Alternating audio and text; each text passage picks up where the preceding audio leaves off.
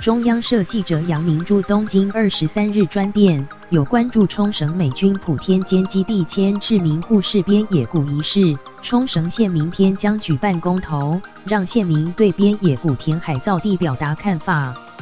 虽然公投不具法律拘束力，但可能影响今夏参议院选举。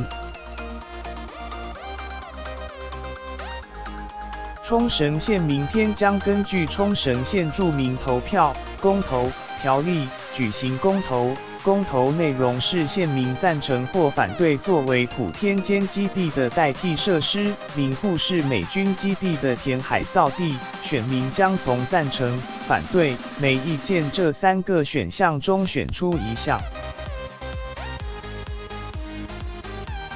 这项公投于2月14日公告。冲绳县有资格投票的选民，18岁以上者，截至本月13日是1156295人，昨天以前已有19341人，相当于16.46%，利用提前投票制度完成投票。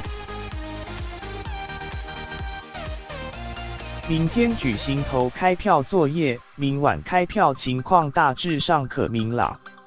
这项公投不具法律拘束力，但3个选项当中，获最多票数的选项如果达到选民的1/4，冲绳县知事、县长就会被赋予必须尊重的义务，通知日本首相和美国总统公投结果。冲绳县知事玉城邓尼下周可能到东京拜会日本首相安倍晋三，并拜访驻日美国大使馆，告知公投结果。冲绳县多处今天举办号召县民踊跃投票的活动。在冲绳县那霸市市中心闹区，冲绳县政府主办的活动请来当地搞笑艺人表演，介绍公投投票方式等。玉城邓尼站在台上呼吁，每位县民可以利用投票把自己的想法反映出来，希望大家把握这宝贵的机会。去年9月当选冲绳县知事的玉城，选战期间的政见就是反对美军普天间基地迁至边野古。玉城在冲绳县知事选举的票数是396632票。明天的公投，反对在边野古填海造地的票数能否达到这数字，成为评估冲绳县民民意的指标之一。日本共同通信社本月16、17日针对这场公投举行电话民意调查，回答会去投票的县民当中，表示要选反对选项者占67.6%。选赞成选项者占15.8%，选没意见选项者占13.1%。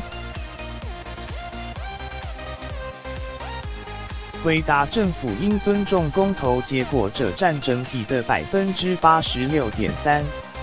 日本每日新闻报道，这场公投的结果可能影响到4月21日众议院冲绳3区的补选以及今年夏天的参议院选举。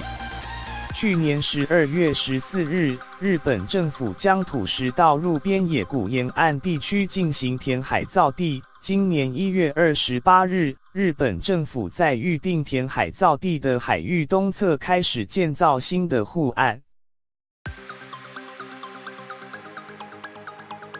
3月25日以后，日本政府计划在目前填海造地的海域西侧倒入土石。上一次冲绳县举行公投是在1996年9月8日，公投议题是美日地位协定调整及基地整理缩小。编辑：林景平，108-0223。